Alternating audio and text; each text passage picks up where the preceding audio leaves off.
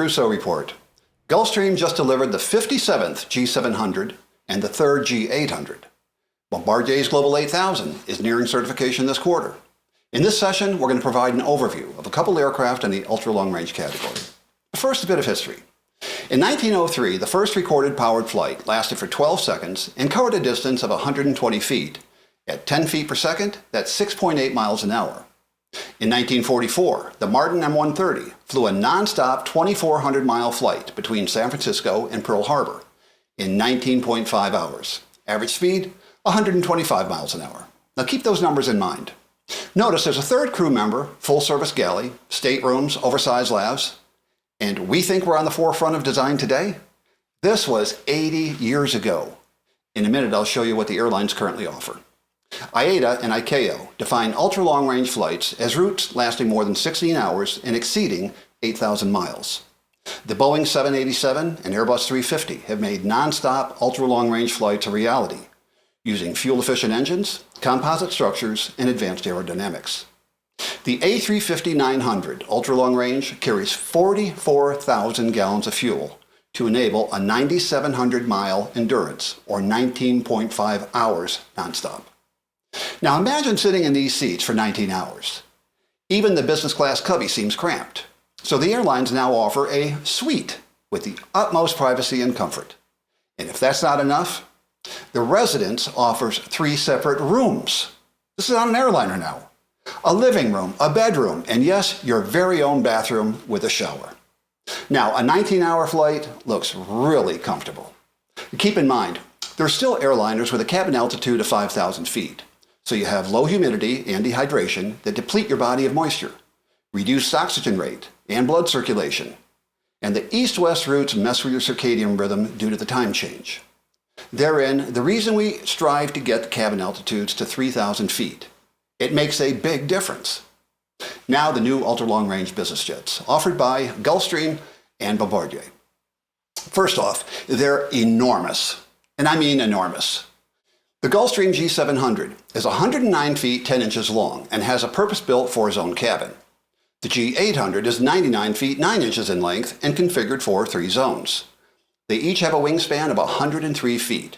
With the additional 10 feet, Gulfstream installed 10 huge 20 by 26 inch windows on each side. The Global 7500-8000 are 111 feet long, have a wingspan of 104 feet, and also feature a 4-zone cabin. These dimensions are so close, a foot here, a couple inches there. The delta between the models is minuscule. Now, just as the G100 replaced the G650, the 8000 is replacing the 7500. So if you purchase one today, you're buying an 8000. Bombardier is offering the 225 plus 7500 owners an upgrade to the 8000 configuration via service bulletin. And that will entail about 1 week of downtime. So I'm going to assume that all aircraft will eventually be 8000s. Full certification of the 8000 is scheduled in Q4. Each OEM is boasting their advantages over the other. However, as I mentioned, the differences are slight in the grand scheme of things.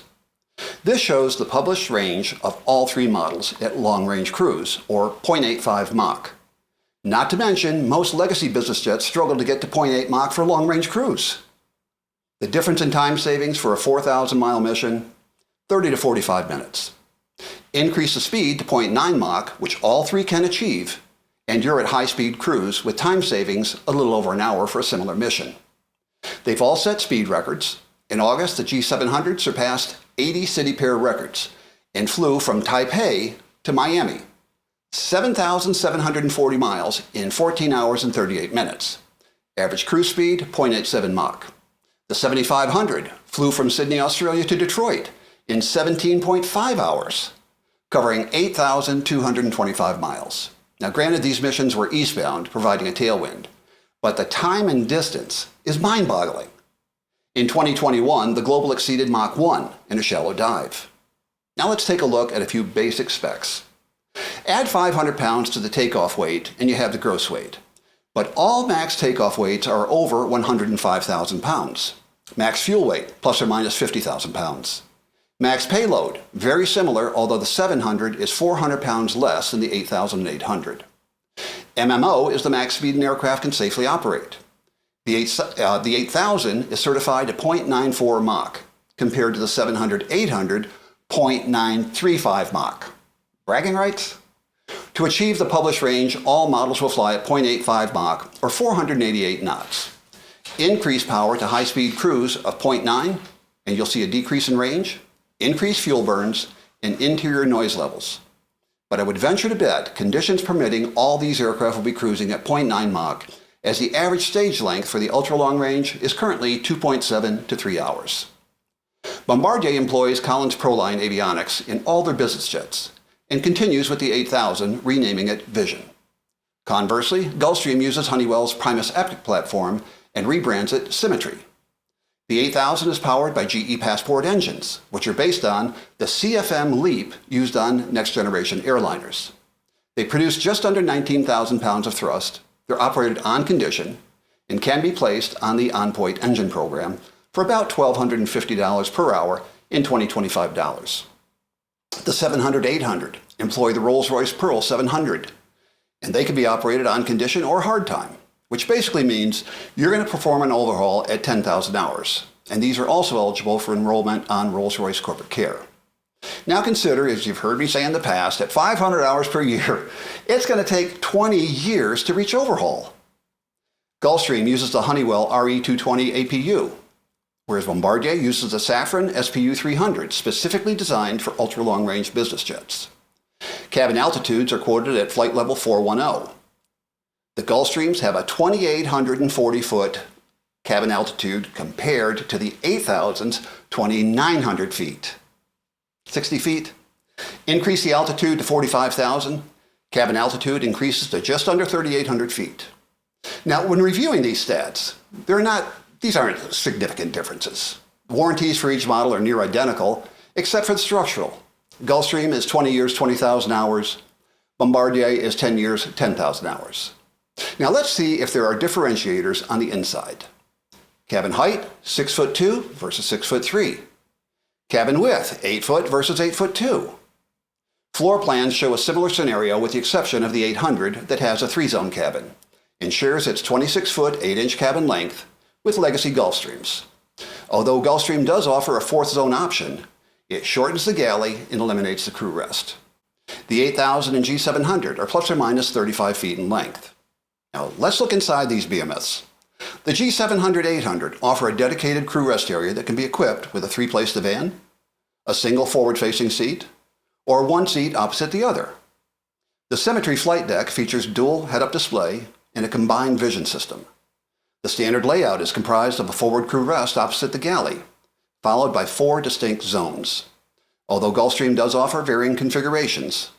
The standard layout is the one shown on the bottom, featuring the Ultra Galley, their words not mine, on the right-hand side, and the crew rest on the left. The 2 aft divans can be replaced with a stateroom or other configuration. The middle floor plan shows a 5-zone layout that eliminates the crew rest and replaced with a galley annex. The benefit? 18 passenger seating. The one on top is the Grand Suite. It returns to 4 zones, but incorporates a shower. And by adding this option, you again eliminate the crew rest and split the galley. As you enter the vestibule, the galley is on the right-hand side and galley annex on the left, which would indicate it does not have a crew rest. Zone 1 consists of 4 singles with pull-out tables on each side. Zone 2 is the living room or entertainment area, featuring a 3-place divan opposite a credenza that contains a 32-inch 4K monitor. Zone 3 is the conference dining area, followed by a stateroom in Zone 4 with a stationary bed. Just forward of the baggage area is the master bathroom. And this thing is huge. I hate to keep using that word, but these things are enormous. And the bathroom includes a full-size shower. The 8000 also features dual head-up display with synthetic vision, not combined. The single-seat crew rest is fairly typical in the 7500, and I would assume this will continue with the 8000. All models are full fly-by-wire and employ side-stick technology versus a conventional yoke.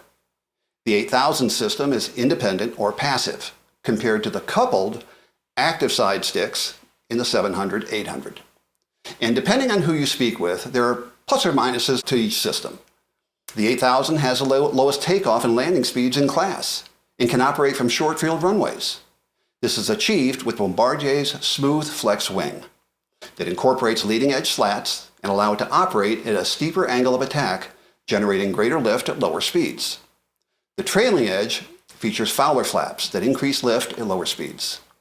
This aircraft is taking off from Milwaukee to Los Angeles with the equivalent of 8 passengers and fuel, using 2,130 feet for takeoff, then come to a full stop in 1,380 feet. That's in line with some light jets.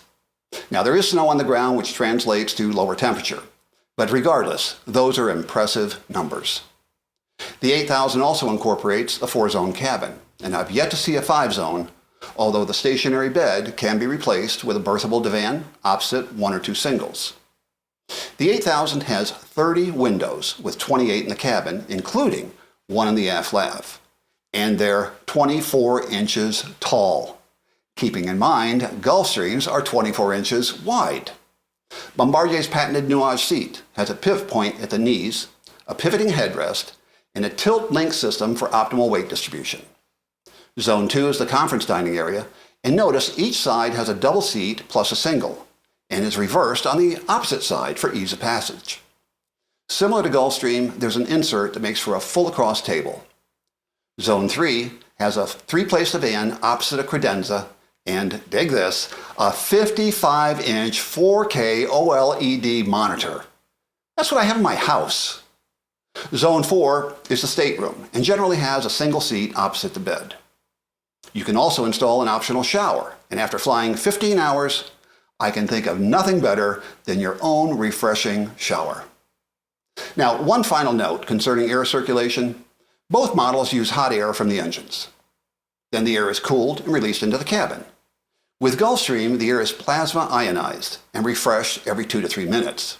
Bombardier has the Pure Air system that employs a HEPA filter, and their refresh rate occurs every 1.93 minutes. Bragging rights again. In any event, both provide 100% clean air that improves circulation and cabin humidity. So for plus or minus $80 million, which aircraft is best suited for the ultra-long-range mission? We'll soon see as the hangars and tarmacs start filling up. I'm Dennis Rousseau for the Rousseau Report. Thanks for tuning in, and we'll see you next time.